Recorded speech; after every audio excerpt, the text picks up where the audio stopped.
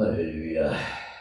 거룩하고 복된 성일 저녁 찬양에 주신 하나님의 말씀은 갈라디아서 강해설교로 6장 6절 말씀부터 드리겠습니다.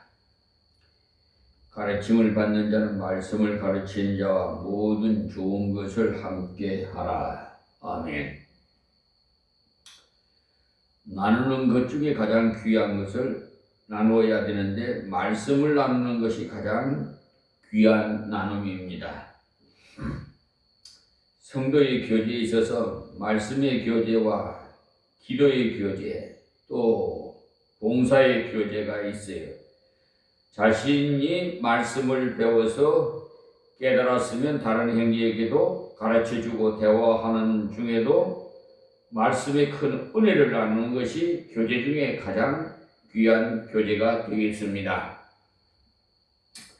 그렇게 교제하다 보면은 기도 제목까지도 나누게 되고, 집사님 지금 우리 집 아이가 옆길로 가고 있으니까 같이 기도 좀 해주세요. 이렇게 하는 그것이 바로 기도의 교제예요. 성경에 말씀하시기를 합심하여 같이 기도하면 하나님께서 그 기도를 들으신다고 하셨어요. 꼭 그렇다고 해서 혼자 기도해도 안 듣는다는 게 아니라 듣지만은 합심해서 여러 사람이 같이 하는 것이 더 하나님께서 기뻐 들으신다 이 말씀입니다. 서로 나눔을 가지되 먼저 말씀을 가르침 받는 그 형제는 가르쳐 주는 자와 모든 좋은 것을 나누라고 하셨어요. 그렇게 되기 위해서는 먼저 가르치는 자가 말씀을 잘 가르쳐야 되겠죠. 말씀을 많이 연구하고 그 말씀에 대한 그 깊이를 많이 연구를 해서 가르쳐야 돼요. 가장 이해하기가 쉽도록 될 수 있으면 어린애까지도 노인에 이르기까지 다 이해가 할수록 그래야 은혜가 될 거 아니겠어요? 자, 말씀을 맡은 교사나 교역자 이런 분들은 말씀 증거를 자기의 전유물로 생각할 것이 아니라 하나님께서 맡겨주셔서 신령한 복을 이렇게 나누도록 하셨다는 것을 아시고 책임의식을 느끼시기를 바랍니다. 적당하게 가르쳐서 되는 것이 아니에요. 자신이 말씀을 공부할 뿐만 아니라 실천해 봐야 돼요. 공부하고 아는데 그만 거기서 그치면 안 되거든요. 그 말씀대로 실천해 봐야 말씀의 본뜻을 다시 말씀드려서 그 중심을 알게 되는 것입니다. 자신이 순종해 본 사람은요, 가르칠 때도 더 쉽게 가르칠 수가 있고 구체적으로 가르칠 수가 있어요. 그러나 자기가 전혀 순종해 보지도 않는 사람은 문장이나 빠져대지 그 말씀의 중심 뜻이 무엇이고 배우가 무엇이며 순종의 결과가 어떠한지 그걸 몰라요. 그 때문에 여러분이 교육자를 위해 많이 기도해 줘야 돼요.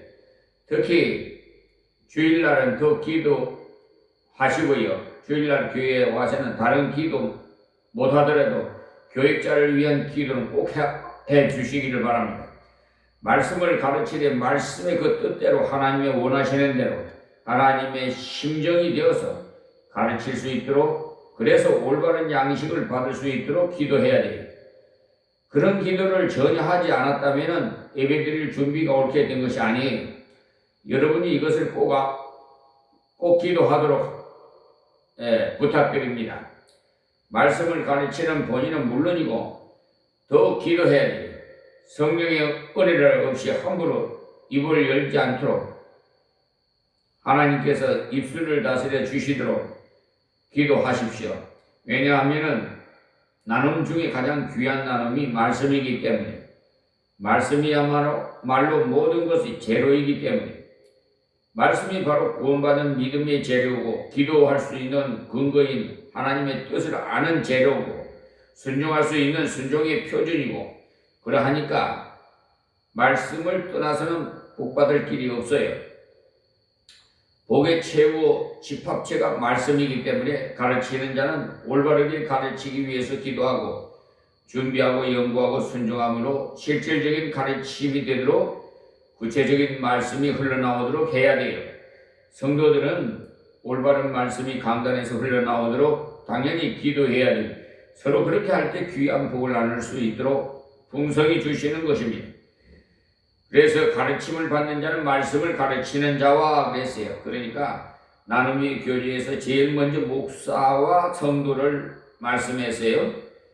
이런 말씀은 보통 본교의 목사님은 피합니다. 가르치자니 자기와 관계되는 것이므로 맹송맹송해서 피하려고 해요. 잘못 들으면 자기에게 꼭 해달라고 하는 것 같아서 민망스럽다 해서 피해요. 그러나 저는 말씀을 가르치다 보니까 순서가 되었는데 맹송스럽다고 해서 피할 수도 없고 또 부흥사를 만약에 모셔다가 가르칠 수도 없고 순서대로 나오는 말씀이니까 그대로 말씀드리는 것이니까 대접받고 싶어서 저러는구나 하고 오해하지 마시고 들으시기 바랍니다. 그러니까 말씀을 받는 사람은 말씀을 가르치는 하나님의 사역자의 모든 좋은 것을 함께 하라고 말씀하셨잖아요.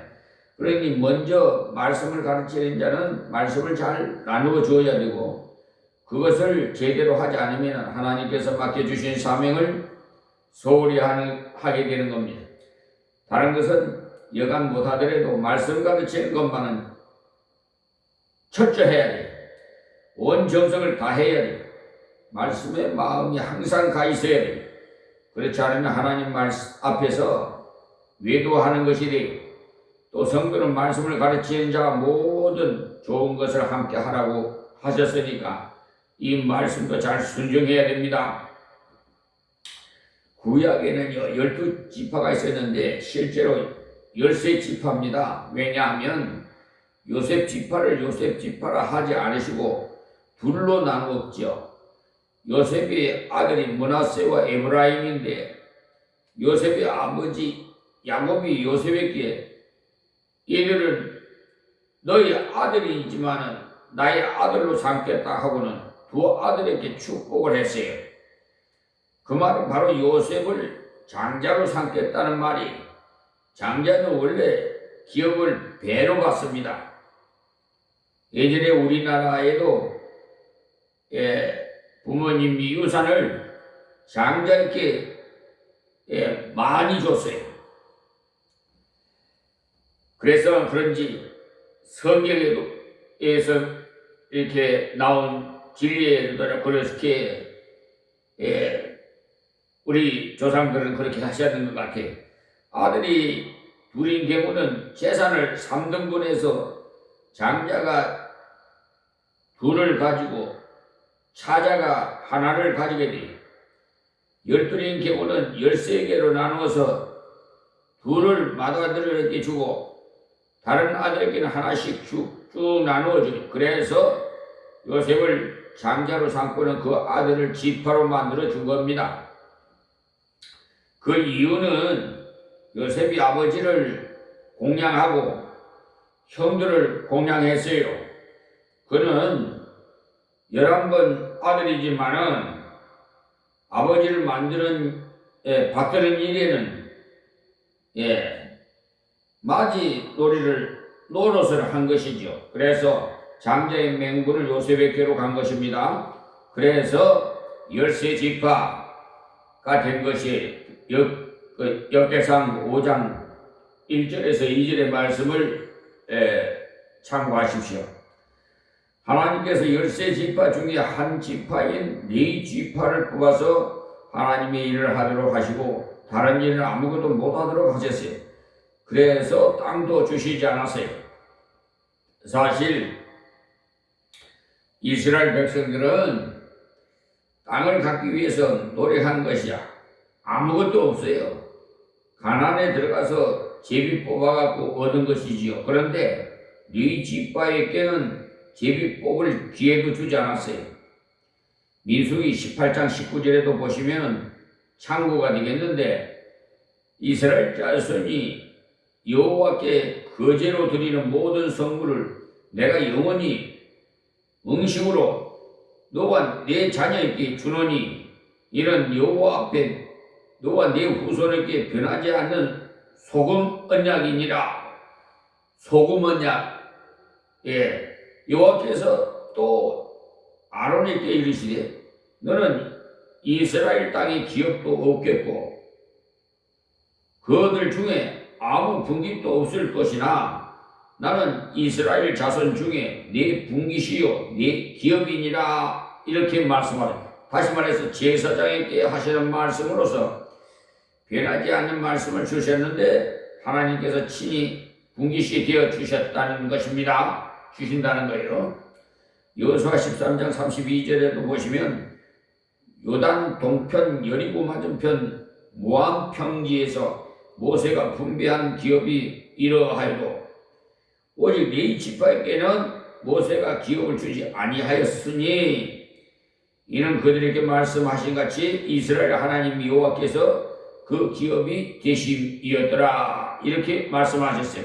그러니까 땅은 기업으로 주지 않았으나 하나님의 일을 기업으로 주셨어요. 그래서 하나님께서 직접 그들의 기업이 되신 겁니다.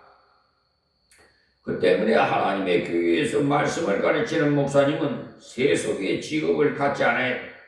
그래서 땅도 없고 집도 없고 하나님의 교회에서 주시는 것으로 살고 하나님의 교회에서 봉사하는 것을 자기의 기업으로 삼아 이렇게 살아야 돼요. 그렇지 않고 다른 생각을 가지게 되면 일이 껄끄럽게 돼요.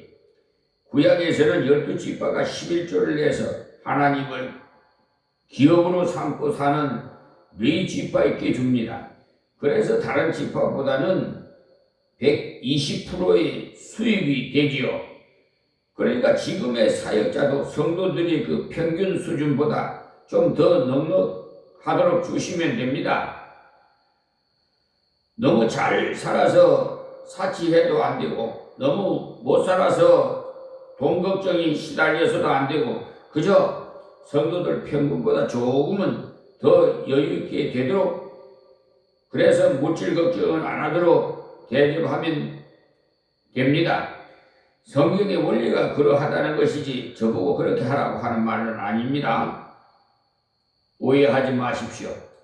이스라엘 백성들이 그것을 잘 감당할 때는 이스라엘 자체도 복을 받았고 레위인도 복을 받았어요. 그런데 사사기를 읽어보시면 이스라엘 백성들이 11조를 제대로 드리지 않았고 레위인을 제대로 받들지도 않았어요. 그래서 비참한 내용이 나오는데 그 결과 생활이 어려워진 레위인들이 개인 집에 가서 고용살이를 했어요. 지금도 말이에요. 목사 안수를 받고는 세상 일을 하고 있잖아요. 뭐 택시 운전을 한다든지 뭐 일용직으로 어디 가서 일을 한다든지 뭐 세상 일을 하고 있잖아요. 1년에 은 10개와 옷 2벌을 줄 테니까 우리 집에서 제사장을 하라 좋다 하면 그 집에 가서 고용살이를 하는 거예요. 레위인은 원래 예루살렘에 있어야 되고 자기 지방에서 일을 해야 되는데 먹기 위해서 온 곳으로 다니면서 그렇게 살았다고요. 그러니까 나라꼴이 될 리가 있겠습니까? 사사기 17장 1절에서 13절 말씀을 참고하십시오. 지금도 하나님의 교회에서 하나님의 사역자를 정상적으로 대접하지 아니하면 사역자가 외도하기가 쉬워요. 목구멍이 포도청이라고 그런 말이 있잖아요. 배고프니까 가만 앉아 있을 수 없으니까 세상 일을 나가서 하는 거죠. 여러분들은 저뿐만 아니라 부교역자들에게도 잘 대접해야 되고, 여러분 중에도 좋은 것을 부역자들에게 드리고 싶을 때 저희 눈치 보지 말고 얼른 갖다 주십시오. 갖다 줄수록 좋으니까 전혀 저를 의식하지 말고 나눌 것이 있으면 나눠주세요. 부교역자들도 제대로 대접하지 못하는 경우가 많아요. 한 사람이 영 대접받고자 하는 데서 더 그렇게 되는데, 그런 것은 옳은 것이 아니에요. 다 하나님의 일을 같이 하기 때문에 같은 대접을 받게 되어 있어요. 나이가 좀 더 많고 생활비가 좀 더 드니까 생활비를 더 받습니다. 그러나 부교역자는 당회장이 하프라인으로 주어야 된다고 하면서 안 돼요. 생활이 되도록 합당하도록 대접해야 되지. 여러분들이 좋은 일이 생기고 물질이 생기거들랑 교역자들을 생각하고 선물을 더 하십시오. 그것이 성경적인, 그렇게 하는 것이 가장 기초적인 나눔입니다. 이것도 안 하면서 다른 사랑을 나눈다는 것은 잘 되지 않아요. 제일 쉬운 사역자의 형제들 사이에서 그것이 안 되면서 다른 어려운 사람을 많이 돕겠다는 것은 더 안 된다는 거예요. 제일 기초를 행하지 않으면서 더 거창한 것을 하겠다는 것은 거짓말을 하는 거예요. 그래서 스스로 속이지 말라는 말씀이 나오는 거예요. 나는 믿음이 좋아서 하나님을 존중히 여긴다 하면서 하나님의 종을 대접하지 않고 무시하는 것은 거짓말하는 것입니다. 자, 7절 말씀이에요. 스스로 속이지 말라. 하나님은 만물이 여김을 받지 아니하시나니. 그러니까 하나님의 말씀을 가르치는 자를 올바르게 받들지 아니하면서 하나님을 잘 믿고 교회를 잘 섬긴다는 것은 스스로 속이는 거짓말을 하고 있다는 겁니다. 하나님은 그런 사람에게 속아 넘어가지 않습니다. 주일학교 교사는 아이들에게 그런 것을 가르쳐야 돼요. 학교 선생님들에게 잘 대접하면서도 주일학교 교사에게는 전혀 대접하지 않는 경우도 있는데, 안 믿는 집에서 나온 아이들은 할 수 없지만 믿는 집안에서 나온 학생들은 알고 선물할 줄도 알아야 돼요. 평신도 사역을 많이 주도하는 교회들의 이야기를 들어보면 재미있는 현상이 많다고 합니다. 무슨 말이냐면, 목사님이 교회를 리더하되 평신도가 부서에서라든지 구역에서 말씀을 잘 나누는 교회의 이야기를 들어보면, 저절로 말씀을 나누고 은혜 받다 보면 성도들이 같은 평신도지만 말씀을 가르치는 분에게 저절로 선물을 주게 되는데, 사역자가 그것을 시기해서 껄끄럽다고 하는 것을 들어보았습니다. 그러나 그런 것을 시기할 필요가 없어요. 분명히 목사에게라고 하지 않고 말씀을 가르치는 자와 말씀을 가르침 받는 자라고 했으니, 말씀의 사역자와의 나눔은 대단히 중요한 연관성이 있음을 알고 그런 것을 털어버리고 생활의 나눔이 있다는 것을 당연한 것으로 알고 사랑으로 보면 하나님께서 그 본인에게도 더 은혜를 주십니다. 스스로 속이지 말라. 하나님은 만물의 여김을 받지 아니하시나니라는 말씀은 하나님을 잘 섬긴다면서 말씀의 사역자를 무시하고 말씀의 사역자를 제대로 대접하지 않으면서 믿음이 좋다느니 교회를 위하는 것 같이 말하는 것은 옳은 것이 못 된다는 말씀이, 하나님은 그런 사람에게 속지 않는다는 겁니다. 하나님은 그런 비웃음을 당하시지 않는다는 것입니다. 그리고 사람이 무엇으로 심든지 그대로 거두리라. 이 말씀은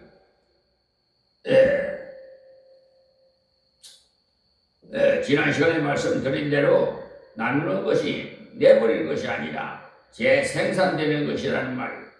구약의 아브라함도 보면은 전쟁에 나가서 승리해서 많은 전리품을 가지고 왔을 때 먼저 멜기세덱 제사장에게 11조를 드렸어요. 창세기 14장 17절에서 20절 말씀입니다. 여러분들이 잘 아시는 사렙다 가부가 기름병에 기름 조금만 조금과 밀가루 한 움큼 있는데 엘리야가 내게 먼저 떡을 구워 먹게 하고 그 후에 먹도록 하라고 이렇게 말씀했어요. 자, 만약에 그때 엘리야가 그냥 다짜고짜로 구워오라고 했다면 구워올 수도 없습니다. 그렇게 하면 하나님께서 가루가 다 하지 않는 은혜를 주시겠다고 말씀을 먼저 이렇게 주었어요. 그래서 과부가 조금뿐만 은인 그 밀가루를 가지고 구워 대접하니까 모든 환란이 지나갈 때까지 밀가루 독에 밀가루가 계속 쏟아나고 기름병에 기름이 계속 나온 거죠. 그것이 바로 심는 것입니다. 심는 대로 열왕기상 17장 8절에서 16절 말씀이 적은 남은 밀가루를 어떻게 다른 사람을 대접할 수 있겠습니까? 그러나 하나님의 약속의 말씀을 듣고 순종해서 드렸더니 하나님께서 다하지 않는 재생산의 은혜를 주신 거예요. 그러니까 사렙다 가부가 엘리야를 먹이 살린 것이 아니라 엘리야가 그 가부를 먹이 살린 거예요. 여러분이 하나님의 사역자를 대접할 기회가 왔을 때 심는 기회라는 것을 아시고 심으면 복이 돼요. 또 대접해야 되나 한다면 그야말로 곤란해요. 또 엘리사를 위해서는 하나님께서 수녀 여인을 쓰셨는데 이 여인을 정말 세심한 여인입니다. 하나님의 사람인 엘리사가 자기 집 앞을 왔다 갔다 지나가시므로 들어오셔서 식사를 하고 가도록 대접을 했어요. 그렇게 대접하다 생각해 보니까 식사만 대접해서 되겠나? 다른 것도 대접해야지 하고는 남편과 의논을 했어요. 여보, 우리 집 앞을 지나다니시는 그분은 대단히 존귀하신 하나님의 선지자이신데 우리가 시원한 다락을 만들어서 책상과 촛대와 침상을 배치해 드리도록 합시다. 지나가시다가 들어와서 쉬기도 하고 기도도 하시도록 해 드립시다. 얼마나 세심하게 대접을 했는지 엘리사가 들어가서 대접을 받고 보니 너무 감격해서 종을 불러가고 수녀 여인에게 군대 장관에게나 왕에게 부탁할 것이 없는지 물어보라고 했어요. 그때 엘리사의 그 권위가 그 정도였어요. 열왕기하 4장 8절에서 37절의 말씀을 참고하십시오. 그래서 종이 엘리사가 시키는 대로 가서 그 여인에게 말했더니 그 여인은 그냥 그대로 사는 것이 좋다면서 아무 부탁도 하지 않았어요. 그런 것을 바라고 대접하는 것이 아니라 그저 주의 선지자를 대접하는 것뿐이고 그냥 백성 가운데서 사는 것이 좋다고 했어요. 선지자를 대접할 수 있는 것만으로도 감사하다는 것이죠. 그러자 얼마나 귀합니까? 그러자 종에게 다시 물었어요. 그렇다면 무엇을 해 주었으면 좋겠느냐? 이렇게 하니까 그때 무릎을 탁 치면서 하는 말이 이 집에는 아들이 없습니다. 그래서 기도하여 그 집에 아들이 있게 되었어요. 그런데 그만 그 귀한 아들이 크다가 그만 죽어버렸네. 그러자 엘리사가 다시 하나님께 기도해서 살렸어요. 하나님께서 올바른 나눔을 실천하는 자에게는요, 하나님을 존중히 여기는 태도이기 때문에 그들에게 생활의 복도 주셨고 그들의 자녀에게도 복을 주셨어요. 그것이 바로 심는 것입니다. 그러니 우리는 심는 일을 잘 해야 돼요. 심는 것은 결코 없어지는 것이 아니에요. 자, 8절 말씀입니다. 자기의 육체를 위하여 심는 자는 육체로부터 썩어질 것을 거두고 성령을 위하여 심는 자는 성령으로부터 영생을 거두리라. 그러니까 자기만 위해서 사는 사람, 자기만 잘 먹고 자기만 잘 입고 자기만 좋은 집에 살고자 좋은 집을 짓고 하는 사람은 육체로 끝나버리니까 아무 결과가 없다는 것입니다. 이런 사람 많지요? 여러분, 물질 만능 시대가 돼가지고 믿는 사람들 중에도 그렇다고 판자쪽 천을해서 살라는 말 아니에요. 오해하지 마시고요. 어쨌든 하나님 보시기에 좋았더라 할 정도로 사세요. 넉넉하면 넉넉한 대로 우리에게 주실 때는 나누라고 주신 거예요. 너만 배부르라고 주신 거 아니에요. 그걸 상기시키고 생활하셨으면 좋겠습니다. 나만 배부르면 그만이지. 그건 아니에요. 많은 재물을 주신 것도 나누라고 주시는 것이지 받는 사람만 잘 먹고 잘 살라고 주는 거 아니에요. 그런 착각하지 마세요. 그리스도인들이 우리는 심을 바에는 영원히 있을 것을 심자는 거예요. 이따가 없어져 버리는 것은 심을 것이 아니라 영원히 있을 것을 심자는 것을 말씀드리는 겁니다. 그래서 성령을 위해 심는 자는 성령으로부터 영생을 얻는다고 했어요. 성령께서 감동하시는 대로 물질도 심고 시간도 심고 노력도 심고 있는 것으로 나누고 있는 것으로 드리고 있는 것으로 수고하고 그렇게 할 때 영생을 거둔다고 하신 것입니다. 말씀하신 거예요. 아시겠죠? 다시 말씀드리면은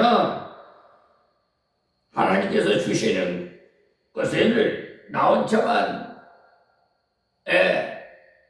생활하라고 준 것이 아니고 나누라고 성령의 감동대로 물질도 심고 시간도 심고 노력도 심고 있는 것으로 나누고 이런 걸 드리고 있는 것으로 수고하고 그렇게 할 때 영생을 거둔다는 거예요. 그러니까 그런 거 심으면 영생을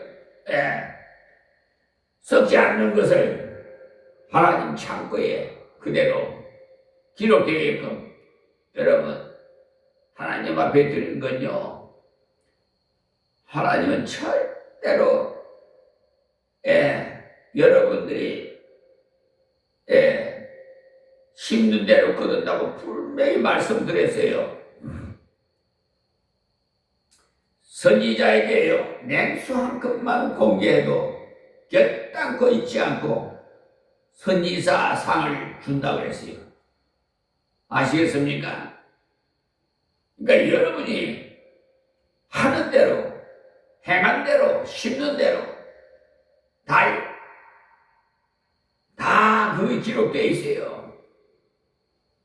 제가 세상적으로 40년 동안 44억을 하면서 세상적으로 살았는데 딱 40대부터 소명을 해서 십자가 지라고 정말 180도로 완전히 달라져 버려요. 제가 좀 무엇이든지 1등 하고 싶지 2등은 싫어요. 그래서 무엇이든지 집중력이 쏟아서 오늘 이 일이 끝나지 않으면 밥도 안 먹는 사람이에요.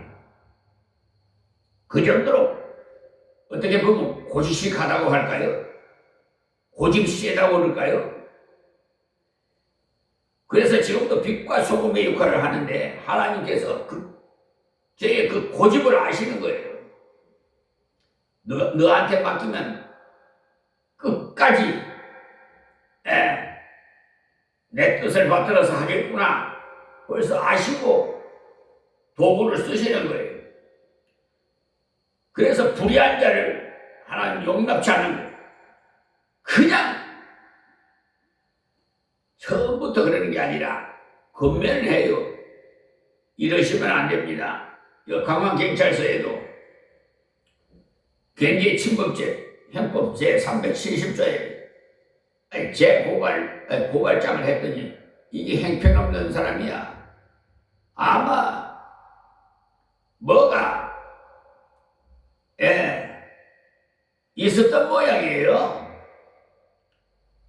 그분이 부동산을 업을 하기 때문에 분명히 우리 사람을 속일 수는 있어도 하나님은 못 속이거든요. 내 안에 계신 하나님께서 벌써 이 직감적으로 오는 게 있잖아요. 그러니까 돈을 만지는 사람이니까 여러분 어떻게 하겠어요? 이렇게 고발이 들어왔는데 당신 처벌받아야 되겠어. 자, 엄포를 하면 어떻게 되겠어요? 한번 봐주세요. 하면서 맨입으로 봐줄 수 있겠어요? 한번 생각해봐요. 그걸 리베이트라고 하는데 뒷거래질 아무도 몰래. 그러면 그 돈을 받았으면 받았다고 하겠습니까? 본 목격자가 있으면 되겠지만 없는데 어떻게 부인하면 그것으로 증거물이 없으면 그것으로 끝나는 거예요. 공직자는 청렴 결백해야 돼요. 정직해야 돼요. 국민의 봉사자가 돼요. 모습이 돼야 돼요. 그런데 이게 어떻게 된 판인지 고발장을 였더니 그 판례가요 소극적인 것이 있고 적극적인 것이 있어요. 그러니까 이게 뭔가 좀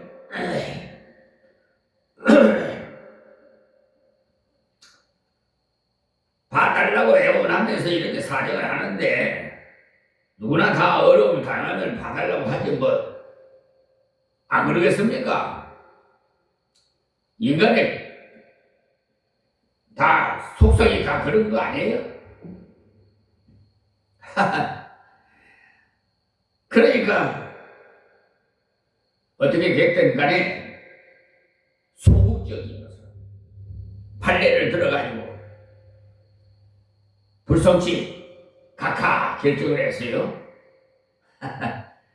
그 수사관은요 참 정의원 우리 수사관은 정말 정직한 수사관이 난 딱 보면 알아요. 그분은 앞으로 큰 성공자가 될 겁니다. 정직한 사람은요 하나님이 쓰세요. 도와주신다 이 말입니다. 그래서 제 고발장을 제가 적극성 있는 판례를 하나님께서 팩트해 주셔서 그걸 첨부시켜가지고 재고발을 했어요. 그랬더니 이게 난감하잖아요. 그분에게 봐주달라고 그래서 불송치 각하를 했는데 이번에 만약에 여기 말이야 거기에 기소가 돼가지고 벌금을 낸다든지 아니면은 구속이 된다든지 난감하거든요. 그러니까 또 그 사람이 볼 때 그 경찰서는 다 그 팀이 있어요. 제1팀 진영 수사 1팀, 2팀 3팀이 있어요. 그런데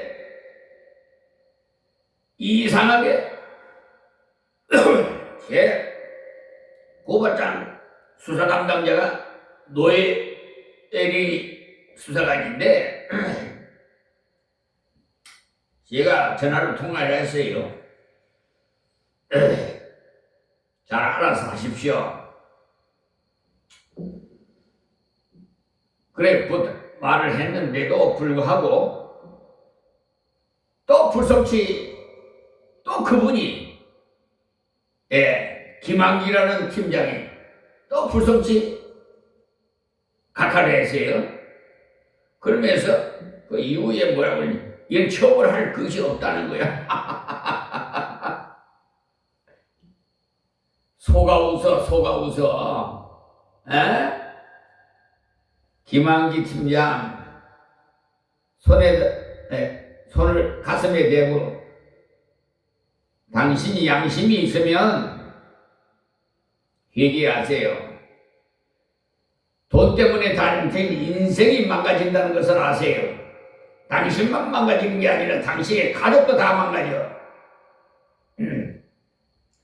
자식들이 뭘 보고 배우겠어? 뭘 배우겠어?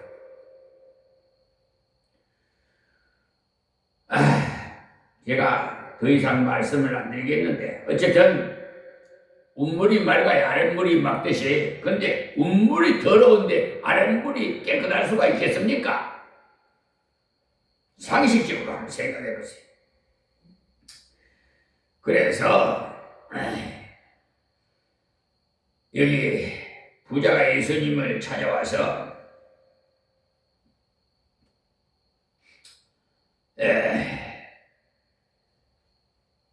뭐라고 그랬냐면 저렇게 해야 천국 가나 보다 하고 생각하고는 사람도 있으니까 그런 말이 아닙니다. 이런 말씀을 성경 곳곳에 있어요. 부자가 예수님을 찾아와서 어떻게 하면 영생을 얻겠습니까? 라고 물었을 때 예수님께서 그에게 재물을 팔아 가난한 사람에게 주고 나를 쫓으라 하시자 부자가 그만 가버렸어요. 지금 물질에 눈이 어두우면 살이 판단을 못해요. 예? 다시 말해서 올바른 처분과 판단을 못한단 말이에요.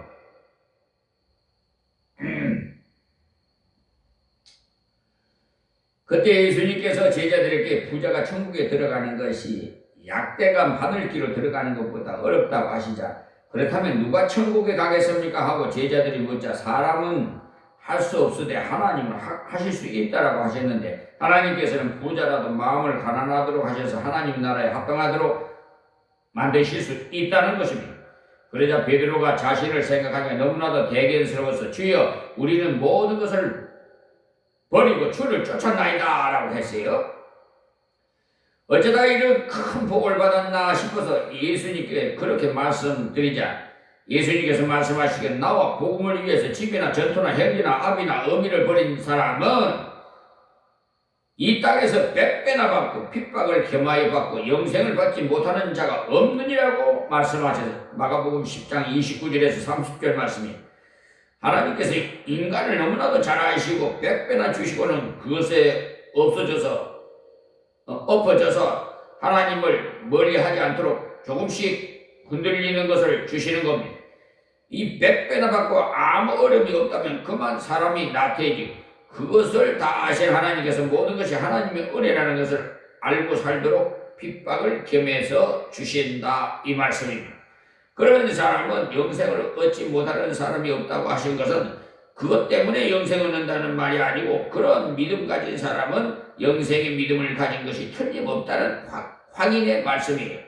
영생을 위해서 심는 사람은 성령의 감동을 받아 순종하는 사람이고 벌써 구원받은 사람이라고 자기만 영생받을 뿐만 아니라 다른 사람도 영생에 이르도록 열매를 거둔다는 사실.